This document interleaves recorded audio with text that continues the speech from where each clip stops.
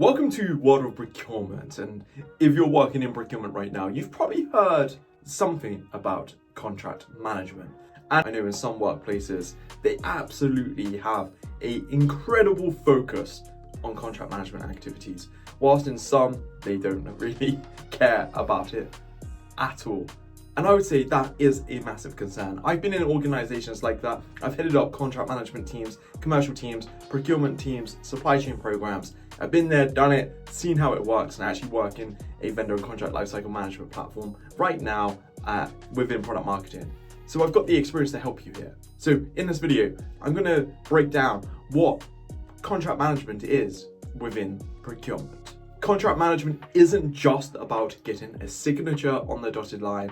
It's about everything that comes before that and everything that comes after that.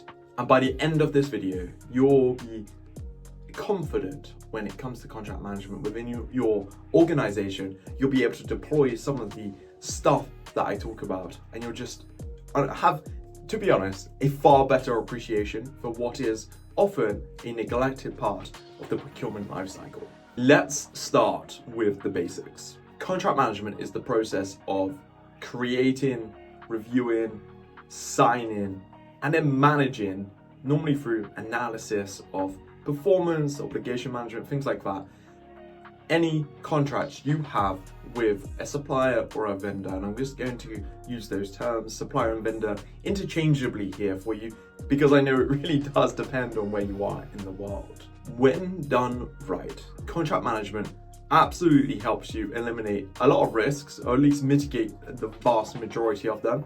It gets you exactly what you expected to get from that supplier. So you're getting on-time delivery, SLAs are being met, any KPIs you have around the contract are being reached every single time. And probably like the most important one for me is this concept of value erosion. World Commerce and Contracting Organization stated that contracts lose roughly between 3% and 20% of their value over time due to poor contract management.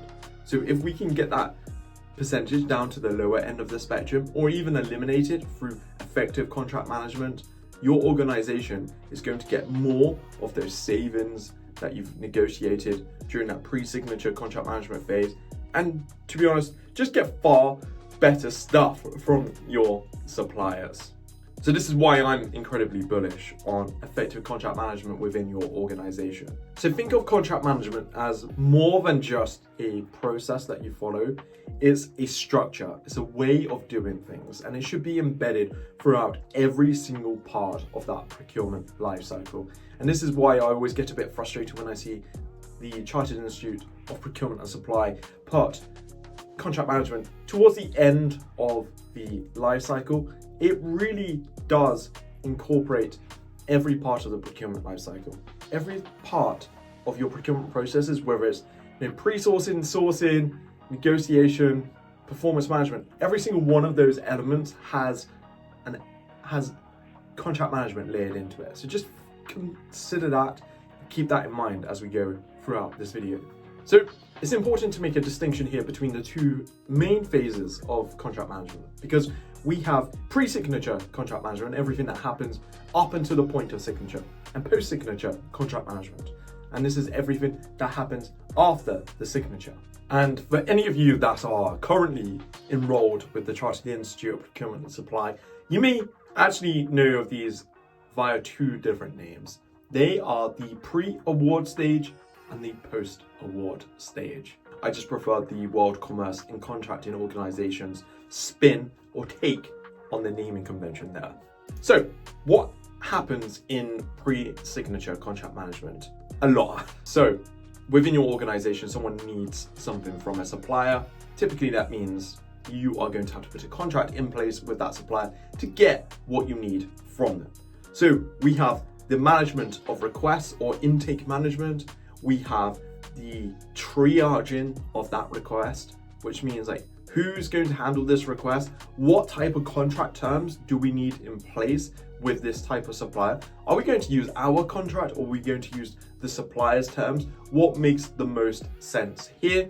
And then actually, when do we think we can get all of this work done by? Do we have deadlines that we need to meet? Do we need to reprioritize any other work that is happening? So that's just a small taste of it there. We've then got the actual review, the negotiation, the internal reviews and approvals of all that work that I've just mentioned that has been done. And then we have the contract signature. And really, if any one of those stages sucks within your organization, you're gonna have delays and you're gonna have a really poor contract that then you need to manage in the post-signature contract management phase. So once the contract is signed, this is where we start to think about how we actually monitor the performance of the supplier, the individual obligations they have within the contract, and also our own. I think everyone always forgets this, that we as the buyer typically have some obligations that we need to meet, and we need to make sure everyone within our organization who's part of that is super clear on what those obligations are.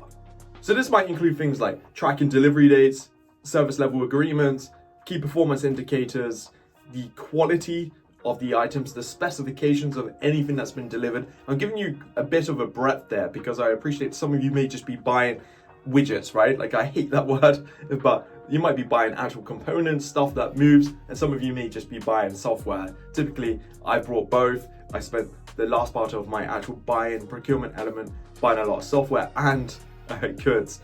They're widely different, but all of these skills are transferable to whatever category, whether it's indirect or direct procurement, that you're buying in. And don't let anyone tell you they're not. I think it's absolutely ridiculous. The generalist mindset here is absolutely what you need. So we've covered what contract management is, the phases of it. I want to just cover one last thing here before we finish this video, and that's the challenges that come with effective contract management. See, the number one issue that I see in any organization I've ever worked in, any organization that I talk to today, is visibility of their contracts. You won't believe how often it is that people cannot find the contract they need. To be honest, I've had to spend 2, 3, 4 days searching through paper filing cabinets to find incomplete contract records, contracts without signatures, or contracts with just one party signature. So contract visibility is probably the number one killer of effective contract management within your organization today. If you can reverse that and get visibility of at least 80% of your contracts, and I would say 100% of every strategic contract, you're already winning and beating most organizations out there. You do obviously want to get 100% visibility across every contract for every supplier in every category, full stop, or period. So that's issue number one, challenge number one, let's say. Let's be positive about this. This is a challenge you need to solve. Challenge number two is manual contract management. A lot of that pre-signature contract management stuff that I mentioned earlier on, it's really hard to do if you're working out of emails, spreadsheets, and to be honest, just those two are normally what your legal colleagues will be using. We really want to have a digital first, a technology driven approach here, even if it's something like you're just putting stuff into a Trello board, some sort of Kanban workflow, a ClickUp, a Notion. That's going to be better than working outside of something that cannot track the progress that your process is hopefully helping you with. And we all know these apps have certain automations and stuff built in. I would absolutely recommend getting something like a vendor and contract lifecycle management platform though, which specifically helps you manage your suppliers and vendor relationships with a CLM focus. And then just like one other major issue or challenge that I've always come up against, and I've typically worked in between procurement and legal with, say, dotted lines into both in my contract management and commercial roles, is that the types of clauses that we are signing up to and agreeing to. Indemnification, limits of liability, insurance premiums, on-site requirements. All of this actually creates a lot of different actions across the organization, whether it's the right insurances being procured for your organization, whether it's getting the right insurance from your vendors, your suppliers to make sure that you're protected. There's so many other parts that start moving as soon as you start interacting with your suppliers and getting these contracts in place. And just trying to figure out how to manage this, how to get it in plain language firstly so everyone understands, how to share that information, how to get ownership and responsibility around all of these. huge challenge that you should absolutely prioritize. So in summary, contract management is absolutely wonderful. I've probably made you a little bit worried here. I genuinely think it's one of the most incredible endeavors that you should undertake within your procurement team. By structuring your contract management in an effective way, a process-driven and automated way where possible, a digital-first way, you're going to absolutely sidestep common pitfalls that most procurement teams have, which is poor visibility of their contracts, not understanding what they need to do, what their suppliers need to do, losing value from their contracts, and just in general getting poor performance from their suppliers. All of this, if these sound like symptoms of your supplier relationships today, I would say that you probably don't have a procurement, quote unquote, problem, you have a contract management problem. And that's absolutely where you want to start. It's where you want to focus. The next video we're talking about is going to be our top 5 challenges for procurement teams in contract management. I've just given you a little taste of what we're going to cover in depth, so make sure you're subscribed so you get notified when we go live with that. See you real soon. Goodbye.